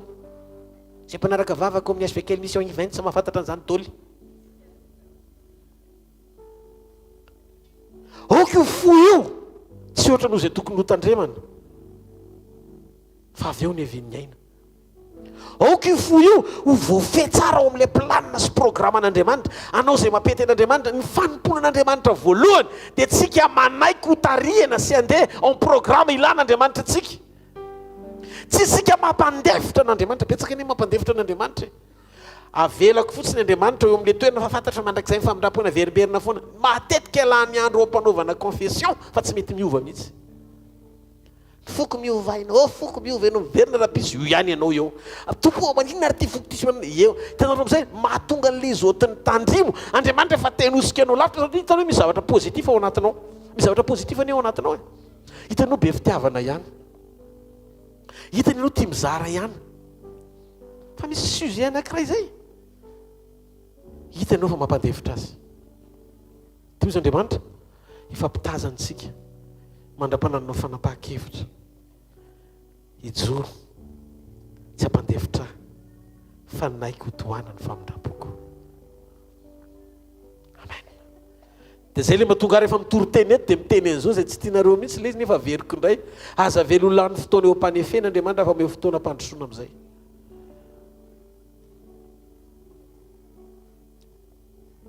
jaona toko 5:15 raha tafasaraka amiko ianareo dia tsy mahay manao na inona na inona. Afaka tsika andeha amin'ny effortsika personnel, ny saitsika, ny fahalalantsika sy ny fahendrentsika afaka koa ianao ignorer an'Andriamanitra hoe bon Andriamanitra zany tsy ilaiko fa za olona za kokoko fois 3 ny olona rehefa vakina eram-baolina daoly any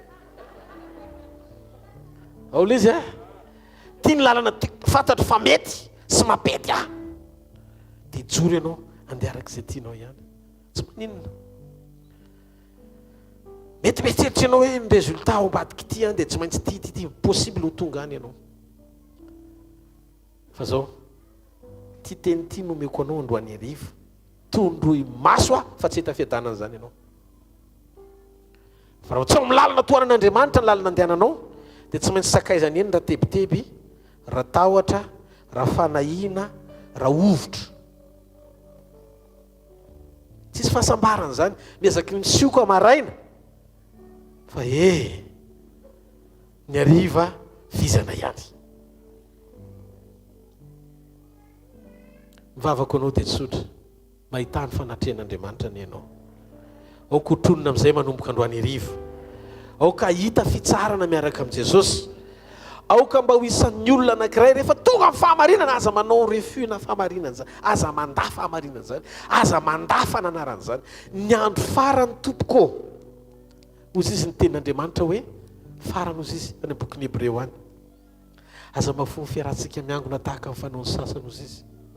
Ary ozy izy miatombotra ny fotoana dia mifananara mafy. Mesazy ny andro farany arakaraka mahatombotra ny fotoana, betsaka fananarana no fampanantenan-javatra. Timoty 2:4 ny andiny voalohany ka hatramin'ny andiny fahaefatra. Ozy izy ny tenin'Andriamanitra hoe ozy tamin'ny Timosy manaova ny asan'ny evanjelista dia mananara mafy. Zany hoe tony karazam-pananarana itony dia zavatra tsy natao ho foanana mihitsiny ao anaty fampatsiahivana satria ao anatin'ny vanim-potoanany andro farantsika. Fatary fa ny fiafaran'ny fiainana tsy atao tany manomboka oriana ny fahafatesana. Ny mandrakizay zany ny fanapaka-hevitra raisinao no mbola velona, mampiampitanao amin'ilay tontolo ny mandrakizay zay hitsenanao rehefa ho avy ny fotoana hiverenan'i Jesosy. Zany rehetrarehetra zany nefa vita Jesosy ndray mandeha daholy rehefa manaiky ianao. Hitanareo Andriamanitra fiera aminao izy, na mbola adala azy ianao fa mbola mpanota dia efa Andriamanitra ao izy. Fakahita aminy ianao izy mihitsy ny présenté zany zao rehefa hitanao hoe niova ohatran'ny Jakoba dia izy zany ny Andriamanitra Jakoba ny tiany tenenina nanohy tonga ndreny Jakoba re niovany noho ny famirapoko sy ny fitiavako hoe mandrosoa ianao fa nadala ohatran'ny Jakoba sy mpamitaka sy mpandainga ary za afaka hanova ny fiainanao zay mahatonga azy mijoro teo amin'ny fahadalanao tsy menatra fa nanambara fizinao Andriamanitra ao satria fantany fa hiova ianao. Fa raha tsy niova ianao tsy teny mihitsy io zany Andriamanitra satria nahoana échec ny fiafarany. Jakoba reto mpamitaka tany amin'ny voalohany mandra-pahatonga amin'ny fotoana novan'Andriamanitra azy. Rehefa niova Israely izy tsy namitaka tsony fa izy Andriamanitra nijoro zaly ny Andriamanitra Jakoba, niaritra ny Jakoba, namindra fota amin'ny Jakoba, nitantana ny Jakoba, namangana ny Jakoba, nanitsy ny Jakoba, nanova ny Jakoba, natafavoaka ny Jakoba ho tonga Israely. Tsy ilaina ilay fijoroana raha tsy misy ilay vavolombelona. Andriamanitra manao témoignage amin'ny tenany hoe zany izy. Ary mahavariana tsy hoe fiera be izy hoe nentrika rehefa hoe tafavoaka ny zanako nazo an'izao nazo an'ity dia faly iritsika mitantara an'ilay izy sady teny amin'ilay endrika mihitsy zany tena zany nefa re any amin'ilay izy efa tafavoaka. Fa n'Andriamanitra ianao ilay mbola tsy aleny mihitsy izy mijoro hoe zany ray aman-dreniny io ndry zany rangaka dada, zany ny dada favori zany, zany ny tena fondray. Ianao zany mieritreritra sy le miafina kely sy le anao tena hoana tany Andriamanitra ve mbola mbaty anahy mijoro izy mijery amin'ny famindram-pona zanako zao tadio misy amijoro ny fiainanao maniraka rodolfo izy miteny eny an-dalana aza toizana tsony ty zanako fa tsy mety tadio ny aty lavaka zay nidinanao mbola tianao ve nihiditra amin'ny etapy faharoa manaraka indray raha mpanefena bebe kokoa fa raha adininao ny fomba namoahako anao dia mbola afaka manokatra varavarana ray indray amoahako anao satria ny ilaiko aminao ianao ho amiko fa tsy anao ny amin'izay misy ianao nefa tsy misy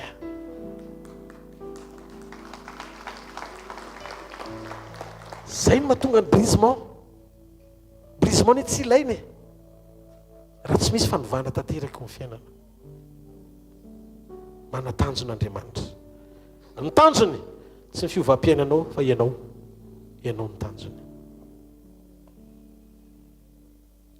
Ny vahaolana rehefa eo amin'ny présence mila mahatsapa ianao ara-panahy, mila mahatsapa ny fisian'ny fanatrehan'Andriamanitra ianao eo amin'ny ainao, mila mahatsapa ny fahafenoan'ny fanatrehan'Andriamanitra ianao amin'ny tenanao mihitsy.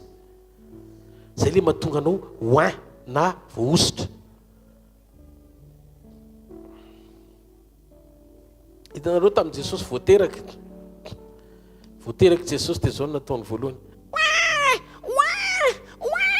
oin voaositra ny fanjakany Herôda no nikorotana nefa ny Jesosy ny teny fotsiny hoe voaositra fanjakany Herôda nikorotana izany zaza ny Betlehema anankiray mitomany hoe oin ripaka daholo matory endra satria nahoana natahotra ny fahatongavany voaositra. Tsy marety ao an'Andriamanitra. Halleluja. Iny ahoana ny ahafantarana fa miombona ny présence ianao, manandanja aminao mivavaka izay sandratrao. Misy teny tonga ao anatinao velona, tena renao mihitsy hoe mamelona ny ao anatinao. Ny olona hotronona dia mitoky amin'ny tenin'Andriamanitra, fa raha misy tsy fahatanterahana ao anatinao tsy mikolla zany amin'izay zavatra sain'Andriamanitra ataonao ny safidinao. Ohatran'ny hoe mora hoentin'Andriamanitra, ohatran'ny hoe manapasa iny ianao hivavaka ho ana marary tsy vitan'izaniza intsony. Rehefa manaiky ny eo am-ponao mitsin'le teny hoe ty zavatra anankiray ty tsy tian'Andriamanitra dia manaiky ianao. Arakaraky ny hafanganam-pandehanao manaiky sy makatoa no hafanganam-pandehan'Andriamanitra mampiasa anao midingana tsy takatry ny saina. Mifotoantsika ela be mihitsy eo foana. Problema mantsy dia zao, tsy noho ny devoly ianao eo amin'ny nofo mitady fity eto tany fa tsy mifikitra ny fitiavan'Andriamanitra any an-danitra. Zany no mahatonga ny Abrahama tsy azony mpanjaka ny Sodoma ny tambazana tamin'ny fananany. Hozy izy zavy hozy izy tsy anao mihitsy nitahana fa andro ianao ilaza fa avy aminao ny fitahiana. Manan'Andriamanitra mahery aho izy avy any amin'ny avo indrindra rehefa tiany nitahady voadahako, rehefa tsy tahiny aho dia tsy tahina fa tsy maninona. Nandeha tsy ampipo ny anaran'izany fa fijoroana ny anaran'izany. Miaina ny fanatrehany i Abrahama, ty fanatrehany Abrahama, miaina an'Andriamanitra i Abrahama, nijoro natoky an'Andriamanitra i Abrahama. Bazonao fa ny fisasarana tonga azy nandresa.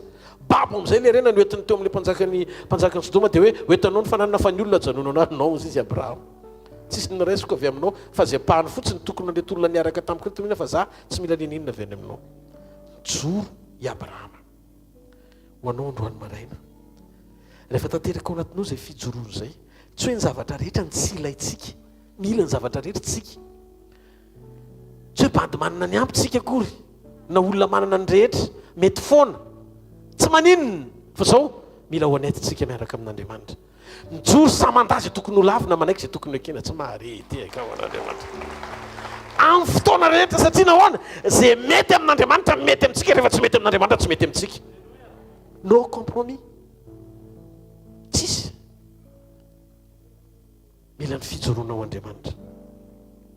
Rehefa eo izay fanatrehan'izay manomboka amin'ny sain'Andriamanitra hampandroso anao amin'izay satria tafiditra ao amin'ny planiny ny fisianao eto ambony tany.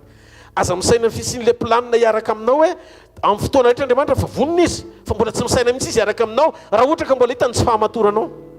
Ny fahamatoranao moa tsy hoe rehefa ho mason'ny pastera fa ianao le rery sy Andriamanitra iny mihitsiny. Eta misy fotoana amin'izay zao zanak'Andriamanitra eto mandeha mivoaka vita amin'ny fotoana zoma miona amin'ilay namana jentilisa taloha reny. Eto manao aleloia tsara sy amen tena any vao tonga ry amin'izay mampakabera satria nahoana mahitahita le namana nefa jentilisa. Allo fantobera kely tsy mahavy ina zavatra kely tsisy dika an'iny tsy alohandriamanitra manomboka androany tena mba mijery anao am'izay hoe bon afaka mandroso zay resiny tokoa ty zavatra ty bon anakinako an'izao am'izay anankina zavatra am'izay manko andriamanitra anankina zavatra andriamanitra ary efa andriamanitra manankina zavatra la impossible tsy vitan'ny olona am'izay ny ampitondrany ianao tsy teny zavatra be dehibe aminao fa ny zavatra azoko tenenina de zao afaka manomboka zavatra tsara sy mihoatra eo amin'ny fiainanao andriamanitra tsy ny faratsinao no mahatonga azy tsy araka aminao fa nininona raha tsy vitanao tany amin'ny lasa meteza hiverina kely fotsiny eo anandrehany zay natonga ny adama tonga de goavana de mpanota zay natonga ny jesosy ninga tamin'ny fahakelezana nateraka de tsy nanota mihitsy satria andriamanitra manana principe manomboka amin'ny kely foana izy miara-miasa amin'ny kely foana izy zay mahatonga azy sahirana fa raha vo ianao no lasa boby be de mamolaka anao izy mba ho kely be satria ny kely ihany no ampiasain'andriamanitra amen ny kely ihany miaraka amin'andriamanitra satria mora hoentina ny kely tsotra ao amin'ny fahakelezany zaza amen amboary io toetra io mitoetra ihany tsika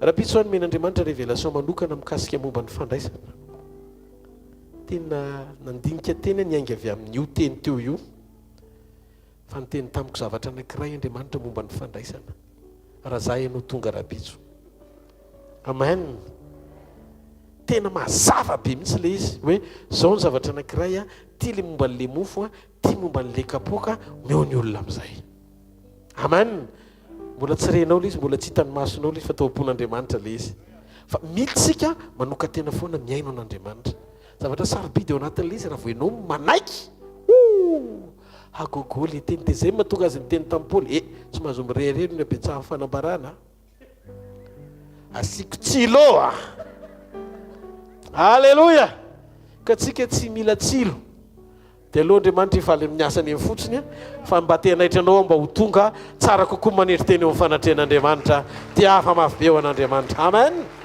alleloia misy olona voatavy androany mitsangany amin'ny toerana misy anao de fofany amin'ny lanitra ny tananao ndao tsika isotra n'andriamanitra mifotsika manontolo makasitraka anao zay andriamanitra rainay sotrany amin'ny teny fampaherezana te anaitra anay ianao eo amin'le toerana misy anay androany mba anaiky zay ho kely eo anatrehan'ny fahalehibiazanao tia ny foko andriamanitra ninoninona toetra mbola iziriziriko amin'ny fahalehibiazana iveriko fa sitrapo eo amin'ny nofo nefa tsy araka ny sitraponao atolotro fanatitra sy amboary zany eo atongotrao androany manaiky andriamanitra ny hotarianao ny andeha araka ny sitraponao ny joro eo ambanga andeha araka ny programanao mino androany arivo fa ny fahafenony herinao sy ny fahatsaranao eo amin'ny fiainanay mandrakariva ary tsara iavy zay tonga eto de tsy ho lehibe eto an-tany tsy ho lehibe hoentin'ny fisainany tahaka ny adama tsony ka andehany amin'izay fahafinaretan'ny nofo kingy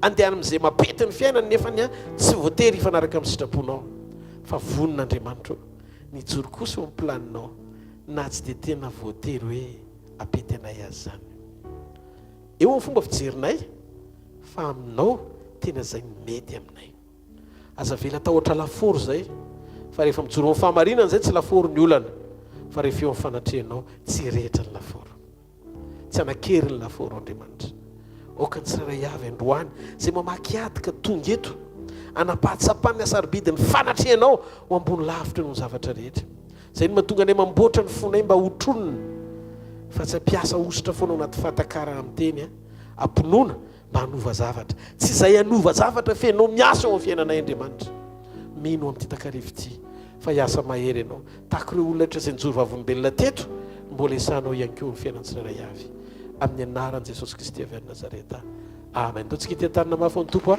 mahaza ho toerana anao fanatritsika eo n'andriamanitra sy filazana aorianan'izay anao vavaka famararana sy hoan'ny marary ho tahin'andriamanitra daholo tsika rehetra. Alleluia. Alleluia. Fa miarabantsika amin'ny anaran'i Jesosy anatateraka ny fanatritsika. Mariana fa mariky ny fanetretena ny anekenao anome an'Andriamanitra. Amen. Aza mijery anao le hoe tataka izao manome fa mijereva n'Andriamanitra le anomezanao ny fanatitra. Fa raha vao mijery ny misy anao dia ianao no hitanao fa rehefa manome fanatitra ianao dia Andriamanitra jerena. Halleloia. Manaraka izany ny fandaharana eto amin'ny asa fanompoana dia tahak'izao indray raha-pitsy moa mazava ho azy araka ny tenen'ny mpanompon'Andriamanitra teo, fitaom-bavaka arahana fandraisana fanasany tompo manomboka amin'ny fitora, fotoana miavaka raha-pitso araroty ny zavatra efa nambarany tompo teo dia anjarantsika manaroatra n'ireny fotoana rehetra ireny. Ny raha-pitso hariva kosa dia misy ny fotoana avy any Paris manomboka amin'ny 4 sasany alefany amin'ny hvkl-mission. Raha-pitso hariva amin'ny 4 ora sasany. Ny amin'ny lahady kosa tsy misy fotoana fa samy mamonjy izay mety toerana ahafahany manovy ihany koa any amin'ny fiangonana izay mety misy azy. Ny latsinainy, talata, alarobia dia efa fantatsika misy ny sekoly etsy amin'ny Shoprite Analakely, 2e étage manomboka amin'ny 7 ora ka hatramin'ny 9 ora sasany. Dia latsinainy manokana ny sekoly ny fanasitranana. Misy surprise ataontsika latsinainy fa alohanao tongany. Alleluia. Alleluia. Misy mikokoaka kely ato fa misy surprise latsinainy. Dia ny talata sekoly ny famahana olana, ary ny alarobia sekoly ny tokantrano fitahian'Andriamanitra. Dia fitahian'Andriamanitra manokantsika. Alleluia. Ny fotoana manarak'izay isaorana ny tompo fa vita somatsara batisa omaly. Ndao tsika tehaka mafy no voninahitry ny tompo. Tsy hoe tsika rery mifaly fa any an-danitra tena faly be mihitsy. Teo amin'ny 12 mianadahy teo no vita batisa maly dia nisy hatramin'ny 70 taona. 70 taona natao batisa maly. Alleluia. Ianao vao 70 taona dia efa mitady tsy atao batisa. Ny olona 70 taona mbola manana fanantenana. Araroty dia mbola tanora fa tena opportunité be ny anananao. Le olona 70 taona io zao mbola mieritreritra mbola manana 4 taona ao aorianan'izay ny fisy mbola manao batisa. Sarobidy be zany. Ny fananganana ny centre hvkl-mission internationale dia mitohy hatrany. Mitohy hatrany efa misy ny manomeo an'Andriamanitra. Halleluia. Dia raina ny tompo. Efa misy mety vokatra hita tsy azo atao hoe ngezana kely fa vokatra lehibe foana ho anany voninahitry ny tompo. Dia manentana antsika tsirairay avy izay te handray anjara ao anatin'le izy dia na manatona amin'ny pasteur sandratra na manatona ny amin'ny numéro en compte izay ahafahana manome izay fonao izay tianao an'Andriamanitra. Ny voninahitry ny tompo reriary. Dia andehantsika hitsangana ary. Efa tonga amin'ny fanatitra andao tsika hitsangana. Anolotra izao fanatitra izao fa folo-karena ho an'Andriamanitra. Ainjiro ny tananao ety anoloana, ray masina indrindra raha inay amin'ny anaran'i Jesosy. Falo ny fonay fa nandray fahamarinana androany. Ary ianao koa nefa manambara hoe aza tonga feonao amin'ny fanatrehako tsy mitondra fanatitra. Ndreto izay tompo, tsy ny amin'ny tenanay ny entinay fa no ny amin'ny Andriamanitra anao sy ny fahamarinana no atongavana eto. Anolotra fahafolo-karena ny fanatitra sakrifisy. Raisy tompo ho voninahitry ny anaranao rery ihany. Io izay tsirairay avy afaka ny nanolotra. Izay tsy afaka ny nanolotra ihany koa dia ianao ikarakara ny fiainana manokana satria tonga teto izy nitady anao. Mankasitraka ray amin'ny anara maherin'i Jesosy. Amen. Ndao tsika tehaka mafy voninahitry ny tompo. Halleluia.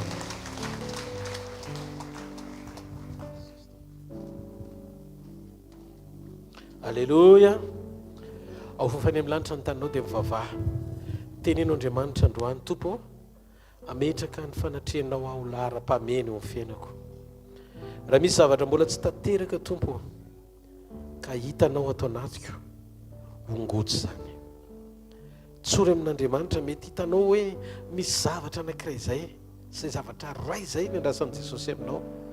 Dia tena teo fotsitra be mihitsy Jesosy ianao zavatra ngeza be. Ary tsy be dia be ray. Zavatra ray izay. Akopio masinao dia tenenao Andriamanitra androany.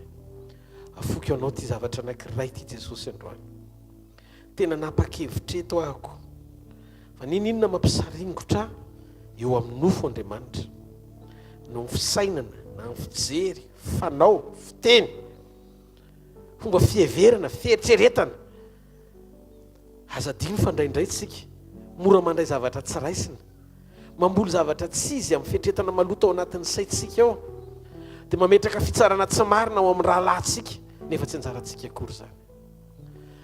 Aza diny fa indraindray ny fifosana ny fahalinana tendre fiainan'olona io tena tsy mampandroso mihitsy ary sakana mahatonga anao tsy mahita ny tanan'Andriamanitra, tsy mahatamana fanotronana. Misy fotoana nampiandisy kely fotsiny aho. Misy fotoana ihany koa ohatran'ny olona na tovolahy na tovovavy satria ohatran'ny hoe manana namana dia manao firaisana ranofo mialoha amin'ny fotoana tokony hoe anaovana amin'ny mariazy tsy araka ny sitrapon'Andriamanitra. Dia ianao fa tenenina mody mangina fotsiny ianao dia rehefa avy eo mandeha manohy ihany ny ataonao. Zany rehetrarehetra zany sakana daholo zany eo anatren'Andriamanitra. Androany hariva miangavy ianao atolory an' Jesosy, atolory an' Jesosy le zavatra anankiray. Mahita an'Andriamanitra te hitondra anao amin'ny dingana avo be, te hampiasa anao amin'ny fifohazam-panahy be, te hametraka sy confie zavatra ngeza be aminao fa misy zavatra anankiray. Indray ilay izy fielonana, indray ilay izy vakalana fotsiny tsotro zao, indray ilay izy le hoe mora mandoto fo amin'ny zavatra tsy misy dikany. Tadio fefa mbiakaiky sy akatoka ny fotoana iverena amin'ny apakatra antsika. Dioviny ao anatin'ny fonao. Teneno Andriamanitra androany, ty zavatra anankiray ty Andriamanitra tena foky tanteraka androany. Manaiky atompo, manaiky ny hoentinao. Tsy rehefa miaina amin'ny fahatanterahana ianao dia zay no midika hoe itoky amin'ny fahatanteranao ihany koa. Diso ianao. Ny fahatanteranao tsy azo itokianao fa fiainana tsotra tokony anananao zany amin'ny fiarahanao amin'Andriamanitra. Satria tsy mihoatra noho ny fahamarinan'Andriamanitra zay mety hoendriky ny fahamarinana iainanao avy amin'Andriamanitra. Fa avy aminy ihany no averintsika aminy satria zay no andrasany amintsika zanany. Ny aina amin'ny fahamarinana. Hozy izy Jaona zay ny epistily zay nisoratany. Tsy manana fifaliana mihoatra noho izao dia ny andrenesako fa mandesy miaina araka ny fahamarinana ny zanako. Verena amin'ny fahamarinana. Verena amin'ny fiainam-pahamasinana. Mandehana amin'ny fiadanana. Mijoroa amin'ny fahatahorana an'Andriamanitra. Matoki fa tsy hanary mandrakizay Andriamanitra. Tsy nataonao ny ratsy indrindra fa in'Andriamanitra mamelanao. Fa ianao tsy mety tena tafahoana amin'Andriamanitra satria tsy manapa-kevitra tsara manantona azy. Zay ny olana androany hariva. Mahita amin'ity takarivo ity fa ho eo aminao indray ny fanatrehany. Tsy hoerery zany ianao amin'ny anaran'i Jesosy. Niza marary tongeto sitrana amin'ny anaran'i Jesosy Kristy avy any Nazareta. Aoka ho afaka ny rofo rehetra. Ninona atim-panahy areti-tsaina reo karazan-javatra maro samihafa zay mangenja sy mambabo anao tsy araka ny sitrapon'Andriamanitra doroko amin'ny afo ny fanamasina zany tsy anakentsana pahefana amin'ny anaran'i Jesosy Kristy avy any Nazareta. Ambarako ny fiovam-ponao tanteraka, ambarako ny fanovananao tanteraka, ambarako ny herin'Andriamanitra ameno anao manomboka androany. Naiza lenao atsiara anao fa tsy rery fa manotrina anao Jesosy avy any Nazareta. Tononoko amin'ny anaran'i Jesosy zay fahasarotana hatramin'izay ho amorana amin'izay. Reo vavolombelona tsy takatry ny saina fanaon'Andriamanitra satria hitan'Andriamanitra amin'ny fijoroanao fa ho programany tanteraka. Tsisy nizaniza afaka anakana an'izany tsy hitranga ao amin'ny fiainanao. Le ho avy ahinao io efa elo lalana anao ansady Andriamanitra. Tononoko amin'ny anaran'i Jesosy ny fahafahampo feno eo amin'ny fiainam-piankonanao. Hitasy ihany fiainam-piankonanao manokan'Andriamanitra. Tsisy horaraka ao tokantranonao na ray ara. Tsisy anjely ny fahafatesana afakiditra zany ao amin'ny anaran'i Jesosy. Ambarako sy fefeko amin'ny ran'i Jesosy ny fiainanao. Tsisy adiny lay ratsy na fahafiatseny lay tsy mendrika ka matika ny firary no tonga faharatsiana fa Andriamanitra hijoro hiady ho an'ny marina. Noho ny ran'i Jesosy ambara fa olo marina ianao. Mandehana amin'ny anaran'i Jesosy. Fa hitanao any Jehovah ka iaro anao. Ampamirapiratra ny tavany aminao ny Jehovah ka mindra fo aminao. Anandratra ny tavany aminao ny Jehovah ka mianao fiadanana. Tononoko ny fahasalamana avy any ambony hikorinany amin'ny rahanao. Mahita fanasana be dia be androany hariva. Niza tsy mahita androany ka hita ny masonao. Niza tsy manomboly tsony ny oriny manomboly ny veriny zany androany. Ninona sofina tsy mandray andeha ny tenin'Andriamanitra ianao androany hariva. Vavamoana ho ampitenenin'Andriamanitra. Karazam-pivitosana ho esorin'Andriamanitra. Karazana fanaintenana mitsahatra amin'ny anaran'i Jesosy. Satria mbola ilainy ianao tsy mahazo mandeha mialohan'ny fotoana zany ianao. Ambarako amin'ny anaran'i Jesosy fa ho fantsom-pifoazana ianao, ho fantsom-paneken'Andriamanitra ianao, ho fantsom-pahatsaràn'Andriamanitra ianao. Tononoko izay rehetra tsy nandeha nefa avy amin'Andriamanitra tokony anao mandeha tsara daholo amin'izay. ambarako amin'ny anaran'i jesosy ary tononoko amin'ny hery sy fahefana fa tanteraka ny momba anao vita ho jesosy mandehana ary fa indro izy ombantsika mandrakariva mba ara-pahatonga ny fahataperan'izao tontolo zao zareo mifahasoavana fa amin'ny fahasoavan'Andriamanitra ny mato izao fa amin'ny fahasoavan'Andriamanitra ny mato izao anareo amen. Veloma tompoko azadiny fotoanantsika ara-pitso maraina